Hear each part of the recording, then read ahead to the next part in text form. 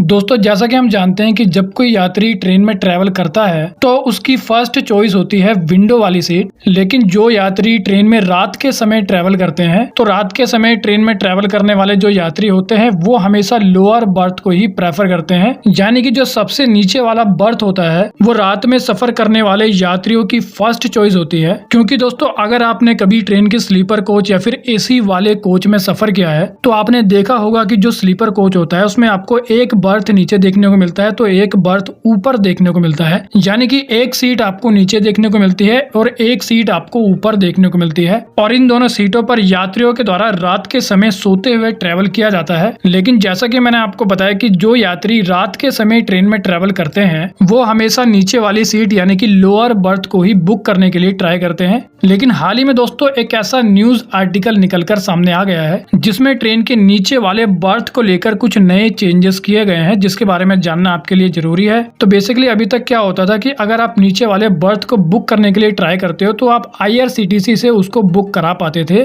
यानी कि अगर आपको ट्रेन में नीचे वाले बर्थ को बुक करना है तो सिंपली आपको IRCTC की वेबसाइट पर जाकर नीचे वाले बर्थ पर क्लिक करके उसको बुक करना है। लेकिन ऐसा बताया जा रहा है कि जो यंग लोग होते हैं वो नीचे वाले बर्थ को बुक कर लेते हैं और उसको ऑक्यूपाइड कर लेते हैं। लेकिन इसके कारण ट्रेन में सफर कर रहे जो सीनियर सिटीजन, प्रेग्नेंट वुमेन और जो डिसेबल्ड लोग होते हैं उन सभी लोगों को नीचे वाला बर्थ नहीं मिल पाता है। ऐसे में इंडियन रेलवे के द्वारा ऐसा बोला जा रहा है कि जो नीचे वाला बर्थ होता है उसकी priority senior citizen, pregnant women और डिसेबल्ड यात्रियों को दी जानी चाहिए ताकि उनको ट्रेन में ट्रैवल करते समय किसी भी प्रकार की परेशानी का सामना ना करना पड़े। लेकिन दोस्तों इस न्यूज आर्टिकल में ऐसा बताया जा रहा है कि अब केवल लोअर बर्थ ही नहीं बल्कि जो साइड लोअर बर्थ होती है उस पर भी अब सीनियर सिटीजन, प्रेग्नेंट वुमेन और डिसेबल्ड यात्रियों को प्रायोरिटी दी जाएगी। सिंपली मैं आपको बता दूं कि आपको नीचे वाली सीट के बगल में भी एक और नीचे वाली सीट देखने को मिलती है। अब उस साइड वाली या फिर बगल वाली नीचे वाली सीट पर भी सीनियर सिटीजन, प्रेग्नेंट वुमेन और डिसेबल्ड यात्रियों को प्रायोरिटी दी जाएगी। अब दोस्तों जैसा कि हम जानते हैं कि अगर आप किसी बस की सीट बुक करते हो तो आपको वही सीट प्रोवाइड की जाती है जो कि आपने बुक की होती है। लेकिन अगर आप ट्रेन में किसी सीट को बुक करते हो तो उसके लिए आपको एक क्राइटेरिया फिल करना होता है और उसके अकॉर्डिंग ही आपको जो सीट होती है वो एलोकेट की जाती है। तो बेसिकली ऐसा बताया जा रहा है कि अब इंडियन रेलवे के द्वारा डिसेबल्ड लोगों के लिए लोअर बर्थ यानी कि नीचे वाली सीट को प्रायोरिटाइज किया जाएगा। और इसी कारण ऐसा बताया जा रहा है कि ट्रेन में जो स्लीपर क्लास का डब्बा होता है उसमें 4 सीटों को डिसेबल्ड लोगों के लिए रिजर्व किया जाएगा। और इसके अलावा ऐसा बताया जा रहा है कि 2 टियर और 3 टियर के जो एसी वाले कोच होते हैं ट्रेन में, अब इन सभी कोच में 2-2 सीट डिसेबल्ड लोगों के लिए रिजर्व की जाएगी।